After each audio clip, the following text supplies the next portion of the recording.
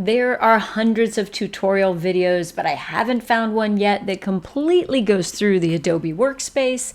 So today you get me explaining the main points that you need to know. And let's get started. Let's have you open up Adobe Premiere Pro. And I like to do that. There's 3 ways to do this, but I like to go to the Creative Cloud app. I just sort of like being able to see all of my apps, and I do like that I can see tutorials right here with these little icons open from here. So go ahead and do that. Of course, you can actually open it directly from a project, and you can also open it from just the program files in Windows 10. All right, it does take a little while to open. Give it a little time to load everything. So what you see here is the splash screen to get us started. What we need to do is open a project, and each one of you has a project on the server. Okay, so you're going to click on Open Project, and you're going to walk over to the TV Studio server and find a project folder inside your folder.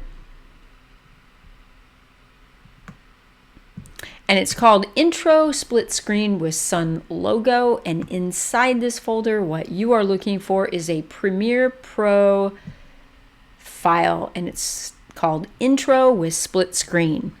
They always end in PROG. This is known as Adobe's Workspace. It's a set layout with the most common tools for what you're going to be doing in editing. Adobe opens in the editing workspace, as you can see above. This one's highlighted, but there are several others, and you can click around if you want to see different layouts for different purposes. The ones that I use the most are going to be editing and graphics.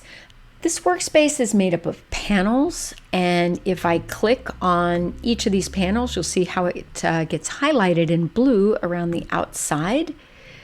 Let's take a look. The lower left is the project panel. That's like our media bin where we bring in the clips that we're going to use for editing. Up here is called the source panel, and that's where we can preview the clips that we bring in and choose how much of those clips we want to use. Over here is like our timeline preview. They call it the program panel, as you can see up in the corner here, but that's just what we see on the timeline. And then of course down here is our editing timeline with the playhead, and something that we're probably familiar with is multiple tracks. Let's start over here with the project panel, but before we do, I want you to notice that you can resize anything in Premiere. If you grab and click and drag those blue lines, you can change the size of any of these panels.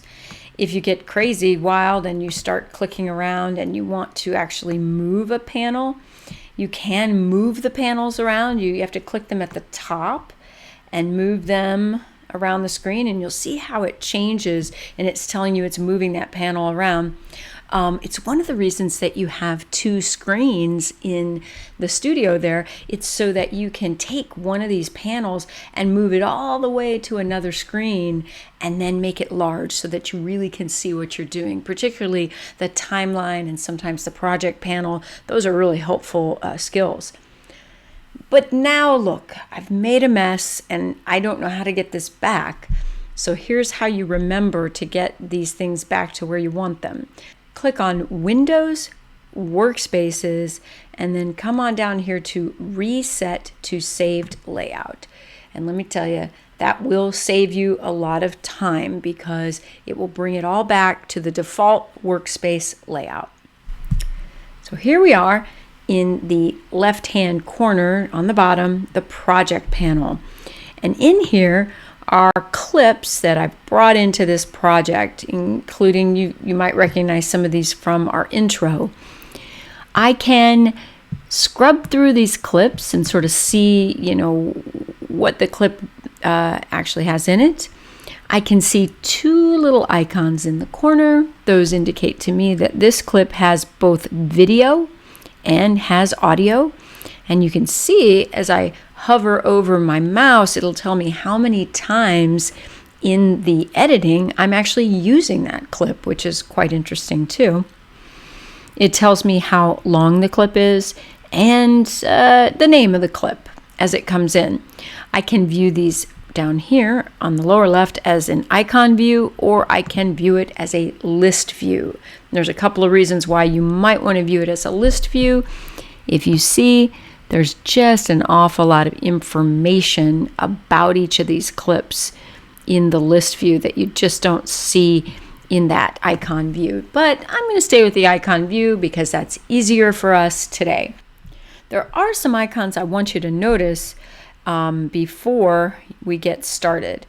And those are the icons that represent a sequence.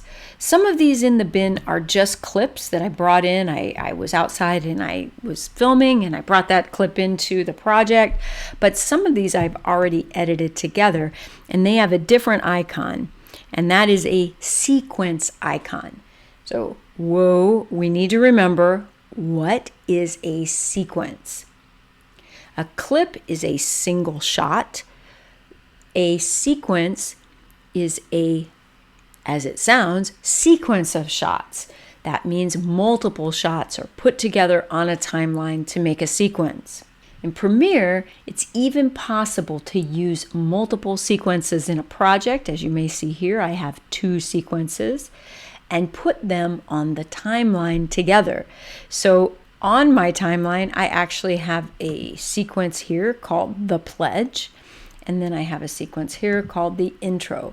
2 sequences that I've edited elsewhere are on the timeline. So we're going to make a new sequence so that you can play around with some of the timeline and some of this file. Down here at the bottom is an icon that's for a new item, and there are lots of items in here that we will use, but right now we're going to make a new sequence. This looks a little scary because of all the different sequence settings, but we are going to actually make our own custom setting, so it really doesn't matter which one comes up here. Let's move over to Settings. Under Editing Mode, we're going to go all the way to the top and choose Custom. Yes, we are using this weird number called 29.97 frames per second.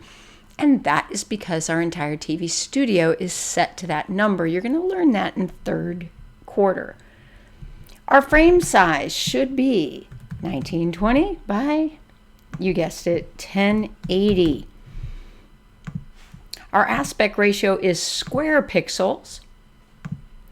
We have no fields, again 2997, but we are using a drop frame timecode. And yes, we're going to use Record 709. This is a color management system that is used by Windows operating systems. It will be different on a Mac. The common audio standard is 48,000 hertz, and everything else can be left the same so that our video will preview easily and not chug along. So we are going to save this preset. There's a button there that says Save Preset, and we're going to name it with our own custom name. Let's call it 1920 by 1080 and 29.97. That way you can remember those numbers. Okay, now that we've got it, it should show up as a custom preset next time you want to make a sequence. Over in the project panel, you should see now a sequence number 7 or number 6, and should have that icon to indicate it's a sequence, but I'm kind of particular. And if you click on the name, I like to rename it. I have a habit of using the SEQ abbreviation, and then I will name it whatever I want. And this one's just going to be Having Fun, because we're going to play around. Okay, let's see what we can do with some of these clips. I'm going to move over to the list view, and I'm going to find a clip that has the same frame rate as what we set our sequence to. So here's one. I'm going to click and just drag it over to the timeline, and it should clip right onto what you can see there, video 1. And believe it or not, I can scrub through it with my playhead, click and drag that around, or I can hit the space bar and play it.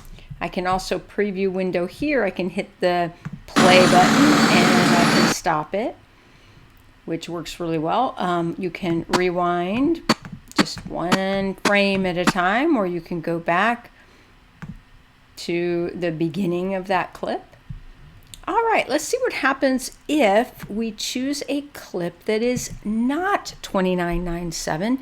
Here's one that says Pledge with Panda. I'm just going to click and drag that right after. And sure enough, there is no difference. But is there? Let's take a look at that clip again. This clip is a little bit smaller. If you're in the list view in the project panel and you scroll over, and you got to take the scroll bar, you're going to go way over to the right to where it says resolution. And it shows that it's not 1920 by 1080. It's actually only 1280 by 720. And it doesn't even have the same audio rate.